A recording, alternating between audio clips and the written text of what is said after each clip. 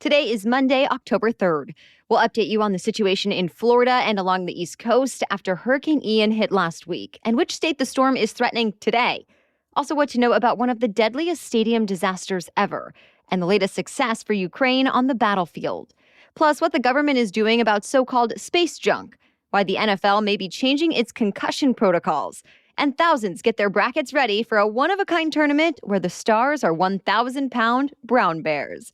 Those stories and more news to know next. Welcome to The Newsworthy. All the day's news in around 10 minutes. Fast, fair, fun, and on the go. I'm Erica Mandy. Thanks so much for being here. You ready? Let's do this. Search and rescue efforts continue across the state of Florida after Hurricane Ian hit last week. Authorities and even volunteers have made thousands of rescues and are still searching for survivors. But unfortunately, the death toll keeps rising. As of early this morning, officials confirm the storm has killed more than 80 people in Florida, and that number is expected to go up again. Ian's 150-mile-per-hour wind gusts ripped apart homes and buildings, while high storm surges and heavy rain flooded entire cities. In fact, some residents in Central Florida were urged to evacuate yesterday because of rising floodwaters days after the rain stopped. That's because floods from storm surge have blocked the rivers from draining back into the ocean. Power outages are still widespread, too. At last check, more than 500,000 people are still in the dark. Another big problem is the lack of clean drinking water. Plus, reaching some areas is also still difficult, if not impossible, by vehicle because of downed trees and power lines and washed-away bridges. Well, after Ian tore a path through Florida from the Gulf out to the Atlantic Ocean, it swung back around and hit South Carolina. The storm was a much weaker hurricane, but it still had an impact. 250,000 people throughout the state lost their power, and numerous homes and cars were flooded. For the most part, though, South Carolina's leaders say they dodged a bullet. Ian ended up traveling further north before landfall, sparing the state's largest city, Charleston, from its worst effects. On top of that, South Carolina's governor says they've had no storm-related deaths reported so far. Though in neighboring North Carolina, the storm has been responsible for 4 deaths. Well, now the remnants of Ian are impacting Virginia. Officials there are warning of the potential for severe flooding along its coast. Also today, President Biden and the First Lady will travel to Puerto Rico to survey the damage from Hurricane Fiona nearly 2 weeks ago. They'll then visit Florida on Wednesday. The battlefield successes keep coming for Ukraine. Their military managed to send Russian soldiers retreating from a key city in the eastern part of the country called Liman. This is an important win for Ukraine because Russia was using that area as a logistics hub where they could resupply their forces in other areas. Military experts are calling it the biggest loss for Russia since Ukraine began their counteroffensive a month ago. You'll remember last week, Russian President Vladimir Putin claimed to annex several regions of Ukraine with staged votes, declaring 15% of Ukraine as Russian territory. The Western leaders won't recognize it. Well, one of those areas included Liman, which Ukraine now controls again. President Putin has said any attack on the new territories would be considered an attack on Russia itself, and some Russian leaders have said they would even use nuclear weapons. For the first time in public, Pope Francis called out Putin for his role in this war, telling him to, quote, stop this spiral of violence and death.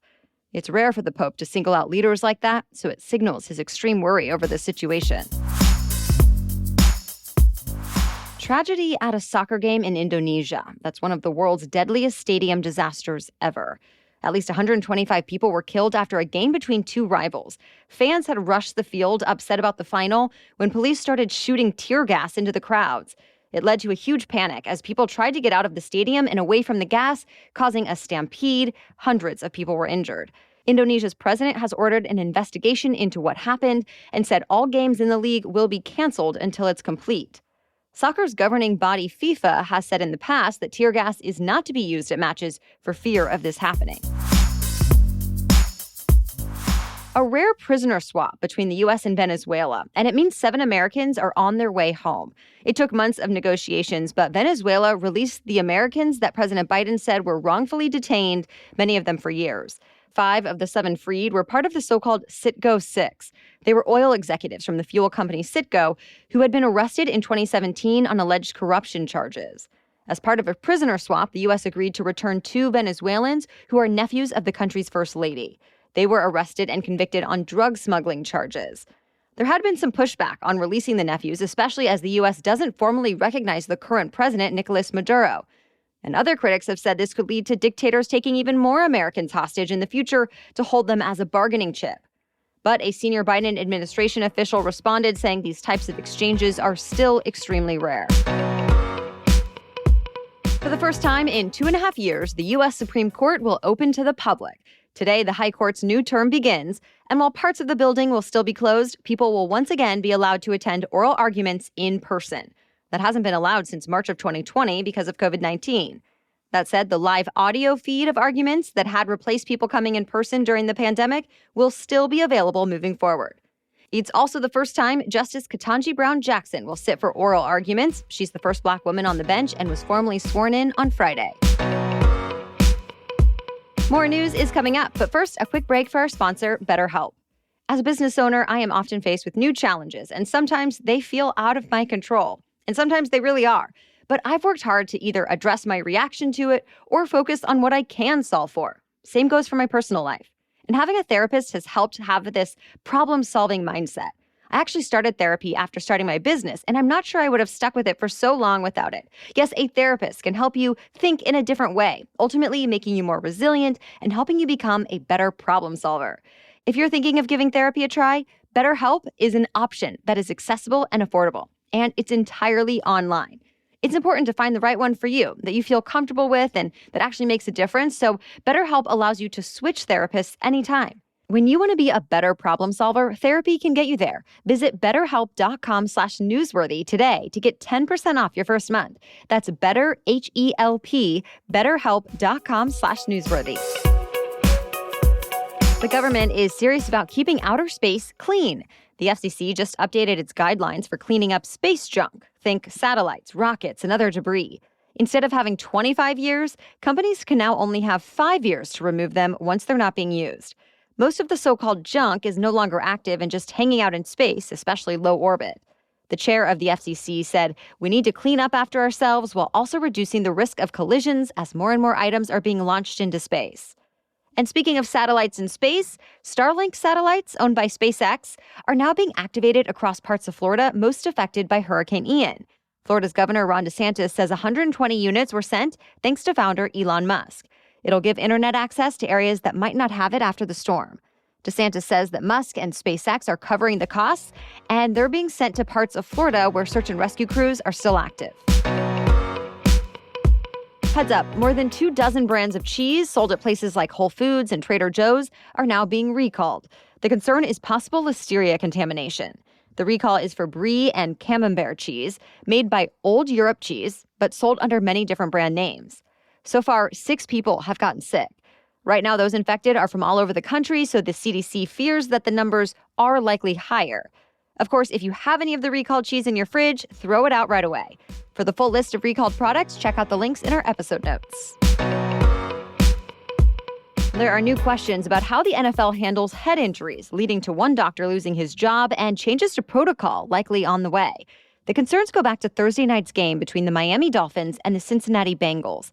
Dolphins quarterback Tua Tagovailoa was hit and taken to the hospital, diagnosed with a concussion. But some say he shouldn't have been playing that night in the first place. In the previous game, he had taken a pretty big hit and appeared to stumble around. Well, the NFL and NFL Players Association released a joint statement saying they plan to change how the league handles its concussion protocols now. The Players Association also fired the unaffiliated neurotrauma consultant, or UNC as they're called, saying he had made several mistakes. All NFL teams have a UNC. They attend every game and are there to look out for any player that may have a concussion. As for Tua, he's out of the hospital and doing better. The league is expected to interview him about what happened this week. We'll get your brackets ready, but this competition is not between teams of athletes. The stars of this tournament are 1,000-pound Alaskan brown bears. The annual competition, called Fat Bear Week, is back online starting this Wednesday.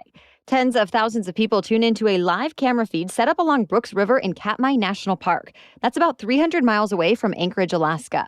This time of year, brown bears from across the wilderness gather at the river to stuff their big bellies full of fish as they try to pack on pounds before winter hibernation, when they'll live off their stored fat only. What makes this event exceptionally fun is that viewers get to vote on who they think is the fattest or cutest or just best bear in a single elimination tournament. Nearly 800,000 votes were cast last year. You can watch the Big Bears and cast your vote at explore.org. Tournament brackets are available now. NBC's Saturday Night Live just had a big makeover, one of the biggest in decades. The iconic comedy show introduced a new logo, and as it launched its 48th season over the weekend, it went on without many of its top names. Several of SNL's most popular cast members, like Kate McKinnon and Pete Davidson, left after last season. For generations, SNL has been a launching pad for some of the biggest stars in the business. We'll have to wait to see who might jump out from this new cast. That's it for the main news today, so now it's time for Money Monday, when we talk about one interesting money-related news story. But first, a message from our sponsor. It's almost that time of year where your health insurance plan is going to be top of mind. The open enrollment period is when you'll be signing up for next year's coverage. And whether you're switching plans or not, you may be looking for new doctors. Well, ZocDoc is a free app that shows you doctors who are patient-reviewed, take your insurance, and are available when you need them. It'll help you sort through doctors that are in-network and in your neighborhood. And it shows you availability right there. Plus, the mobile app is as easy as ordering a ride to a restaurant, allowing you to search, find, and book doctors with a few taps. You can choose to book an appointment in person or remotely. Every month, millions of people use ZocDoc, and I look at it whenever I need to find a new doctor. Go to ZocDoc.com/newsworthy and download the ZocDoc app for free.